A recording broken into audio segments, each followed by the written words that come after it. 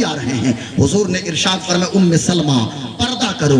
عرض کرتی ہے یا رسول اللہ یہ تو نابینا ہے. حضور نے فرمایا یہ نابینا ہے, تمہیں نہیں دیکھ سکتے لیکن تم تو انہیں دیکھ رہی ہو, اس لیے تم پردہ اختیار کرو. اللہ اکبر اللہ اکبر. یہ پردے کا کانسیپٹ ہے. میں کہنا یہ چاہتا ہوں, نہایت ادب کے ساتھ کہنا چاہتا ہوں, جہاں نگاہوں کا پردہ ہے, کان کا پردہ ہے, چہرے کا پردہ ہے, کسی غیر محرم کی آواز کان میں نہ آئے, کسی غیر محرم کو میری بیٹی نہ دیکھے, تو مردوں کو وہ حکم دیا گیا. مردوں کی بھی ذمہ داری ہے, قرآن کا پیغام سنیے اور قرآنی تعلیمات پہ عمل کرنے کی کوشش کیجئے. اللہ فرماتا ہے قل للمؤمنین یغضوا من ابصارہم, اے محمد آپ مسلمان مردوں کو حکم دیجئے. حضور گزارش نہیں کریں گے, میرے آقا آرڈر دیں گے. کہا اے محمد آپ مسلمان مردوں کو حکم دیجئے کہ اپنی نگاہوں کی حفاظت کریں غیر محرم سے, اور اپنی شرمگاہوں کی حفاظت کریں. اگر وہ ایسا کریں گے تو ان کے لیے بہتر ہے, اور اگر وہ ایسا نہیں کریں گے تو جو کچھ بھی کرتے ہیں اللہ کو خبر ہے. عورتیں تو پردہ میں رہیں گی,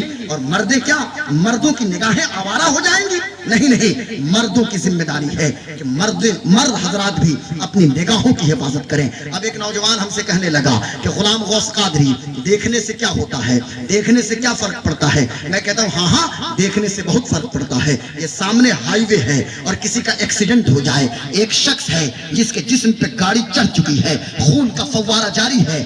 دیکھنے والے تین طرح کے لوگ ہیں. ایک شخص دیکھے گا وہی گر کے بے ہوش ہو جاتا ہے. ایک شخص دیکھتا ہے ایک ہفتے تک کھانا پینا چھوڑ دے گا, جب کھانے بیٹھے گا وہی منظر اس کی نگاہوں کے سامنے آ جائے گا. ایک شخص دیکھے گا اسے گود میں اٹھائے گا اور ہاسپٹل لے کے جائے گا. اب میں آپ سے پوچھنا یہ چاہتا ہوں, میڈیکل سائنس کے اعتبار سے دیکھا تو تین لوگوں نے, لیکن اثر قبول کیا تین طرح کے. اب کیوں منع کیا گیا کہ تم کسی غیر محرم کو نہ دیکھو؟ اس لیے کسی غیر محرم کو نہ دیکھو کہ غیر محرم کو دیکھو گے قلب کے اندر ایک ہیجانک کیفیت پیدا ہوگی, جس کے نتیجے میں تم گناہ کی طرف مائل ہو جاؤ گے. اور اسلام ایک پاکیزہ دین کا نام ہے. اسلام زندگی کو پاکیزہ بناتا ہے, اسلام خیال کو پاکیزہ بناتا ہے, اسلام نیت کو پاکیزہ بناتا ہے, اسلام فکر و نظر کو پاکیزہ بناتا ہے. مجھے کہنے دو, اسلام آوارگی کا نام نہیں ہے بلکہ اسلام پاکیزگی کا نام ہے.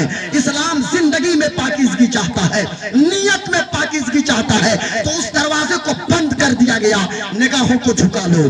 آپ کہیں گے حضرت دیکھوں تو کس کو دیکھوں؟ تو میں کہوں گا ارے گھر میں امی جان ہے, امی جان کے چہرہ کو کیوں نہیں دیکھتے؟ تم اپنی ماں کو دیکھو گے, ارے ایک بار دیکھو گے ایک حج مقبول کا ثواب ملے گا.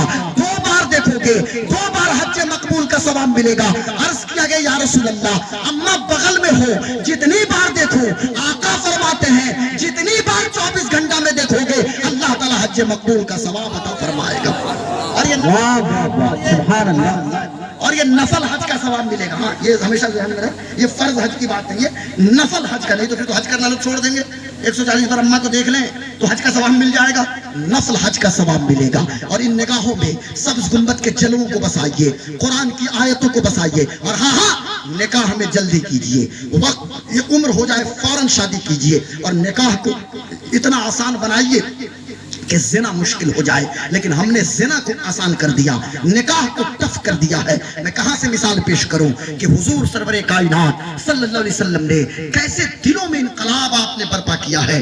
آئیے ایک مثال پیش کرتا ہوں, اور وہ ضروری مثال ہے. آئیے ہم چلتے ہیں خالد سیف اللہ کی بارگاہ میں. کون خالد سیف اللہ کہ جن کے بارے میں میرے آقا نے ارشاد فرمایا تھا انت سیف من سیوف اللہ, اے خالد بن ولید تم اللہ کی تلواروں میں سے ایک تلوار ہو. ذرا غور سے سنیے گا, حضرت مولانا صاحب کے ان کو دکھائیے, ادھر میری طرف دیکھیے کہ حضرت خالد بن ولید جن کو حضور نے ارشاد فرمایا کہ آپ اللہ کی تلواروں میں سے ایک تلوار ہیں. ایک جنگ سے حضرت خالد بن ولید اپنی پوری بٹالین کے ساتھ نکل رہے تھے, اور آپ کو عیسائیوں کے علاقے سے گزرنا تھا. حضرت خالد بن ولید گزر رہے تھے. اتنے میں کیا ہوا کہ عیسائیوں کے پادری نے آپس میں مشورہ کیا کہ تم اپنی بیٹیوں کو بے پردہ کھڑا کر دو, یہ عربی ہیں مسلمان ہیں, تمہاری بیٹیوں کو ضرور دیکھیں گے اور اپنی منزل کا پتہ بھول جائیں گے. لیکن تاریخ کے صفحات نے آج بھی اس بات کو باضابطہ نوٹ کیا ہے اور پوری دنیا جانتی ہے. میرے توجہ ادھر رہے, ابھی کچھ دیر بعد حضور غازی ملت کی جلوہ گری ہوگی، پھر حضرت کا خطاب سنیے گا. اور میں گزارش کروں گا اپنی قوم کی بیٹیوں اور ماں اور بہنوں سے بھی کہ غازی ملت کا جب آپ آ ہی گئی ہیں تو ان کا خطاب سنیں، اور مرد حضرات بھی سنیں گے. حضور غازی ملت کی آمد ہوگی تھوڑی دیر میں. آئیے حضرت تشریف بھی لا دیا، کھڑے ہو جائیے سارے لوگ، پوری پبلک. عورتیں بیٹھی رہیں گی، میری مائیں بیٹیاں بہنیں بیٹھی رہیں گی. آئیے کھڑے ہو جائیے، سارے لوگ کھڑے ہو جائیں، تو کھڑے ہو کر حضرت کا استقبال کیجیے. پھر میں اللہ اکبر رسالت یا رسول اللہ غازی ملت زندہ باد غازی ملت زندہ باد حضرت علامہ غلام رسول صاحب اللہ بلیاوی زندہ باد قرآن کانفرنس زندہ باد علماء اہل سنت زندہ باد علماء اہل سنت زندہ باد قاری اختر ضیاء مظفر پوری زندہ باد حضرت ارشد اقبال الشفیع زندہ باد ارشد رضا نوری زندہ باد حسن رضا سیوانی زندہ باد حضور غازی ملت زندہ باد سبحان اللہ سبحان اللہ. میں کھڑے ہو کے آپ آئیں گے تھوڑے بیٹھے ماشاء اللہ. آخری بات ذرا سماعت کریں، چونکہ ہمارے قاری اختر ضیاء صاحب قبلہ، حسن رضا سیوانی صاحب قبلہ، سارے شہرا بھی تشریف لائے. ارشد رضا نوری، ارشد بابو آئیں کہ نہیں آئے؟ خوشی نگر والے کدھر آئے؟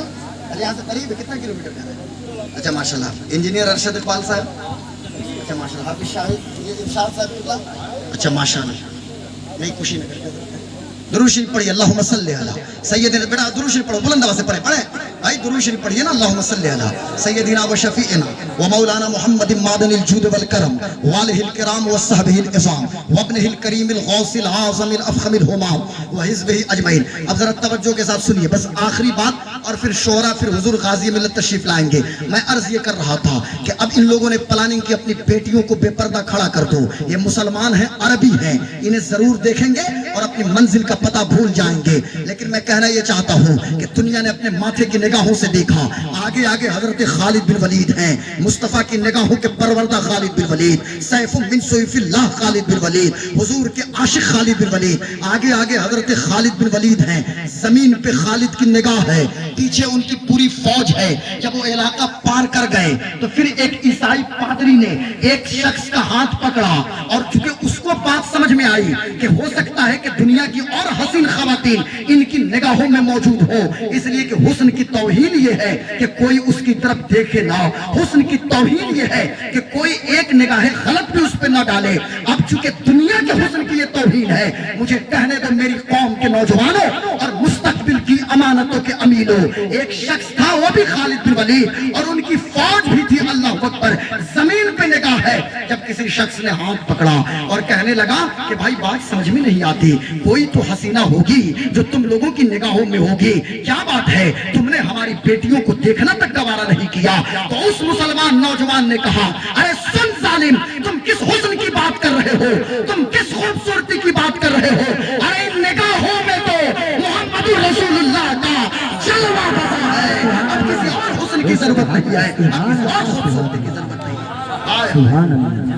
نعرہ تکبیر، نعرہ رسالت یا رسول اللہ عظمت قرآن کانفرنس، زندہ باد مذہب اسلام، زندہ باد قانون اسلام. زندہ باد. سبحان کل اللہ. رات سے میں حضور غازی ملت کے ساتھ میں ہوں، ان کی گفتگو میں صرف سنتا ہوں. ہمارے قاری اختر صاحب نے کہا کہ آپ بولتے بہت کم ہیں حضرت کے سامنے. میں کہا نہیں، میں اس لیے سنتا ہوں کہ یہ تربیت یافتہ ہے رئیس القلم کی. ہم نے اپنی آنکھوں سے رئیس القلم کو نہیں دیکھا، اور خدا حضرت علامہ غلام رسول بلیاوی کی شکل میں رئیس القلم کے فیضان کو ہم دیکھ رہے ہیں. ہم نے شاہ احمد نورانی کی فکر کو نہیں جانا اور ہم نے نہیں دیکھا، لیکن ہم ان کے جلوے کو تو ضرور دیکھ رہے ہیں. اللہ ہمارے حضرت کو سلامت رکھے، سلامت رکھے. گویا کہ ان مسلمانوں نے یہ کہہ دیا، ہو نہ یہ پھول تو بلبل کا ترنم بھی نہ ہو، ہو نہ یہ پھول تو بلبل کا ترنم بھی نہ ہو، چمن دہر میں کلیوں کا تبسم بھی نہ ہو، یہ نہ ساقی ہو تو پھر میں بھی نہ ہو، خم بھی نہ ہو، بزم توحید بھی دنیا میں نہ ہو، تم بھی نہ ہو. خیمہ افلاک کا استادہ اسی نام سے، کس نام سے؟ خیمہ افلاک کا استادہ اسی نام سے ہے، نبض ہستی تپش آمادہ اسی نام سے ہے. قوت عشق سے ہر پست کو بالا کر دے، دہر میں اسم محمد سے اجالا کر دے وما علینا الا البلاغ السلام علیکم اسلام زندہ باد مسلک اعلیٰ حضرت زندہ باد ایسے کام نہیں چلتا مسلک اعلیٰ حضرت زندہ باد جہاں میں عام پیغام شہ احمد رضا کر دیں پلٹ کر پیچھے دیکھیں پھر سے تجدید وفا کر دیں ہمیں تجدید وفا کرنا ہے تو ہمیں پلٹ کے پیچھے دیکھنا پڑے گا ہمیں حضرت علامہ رئیس القلم حضور قائد اہل سنت علامہ ارشد القادری نور اللہ مرقدہ کو دیکھنا پڑے گا ہمیں قائد اہل سنت علامہ شاہ محمد نورانی کو دیکھنا پڑے گا ہمیں حضرت بلیاوی صاحب قبلہ کو دیکھنا پڑے گا السلام علیکم ورحمۃ اللہ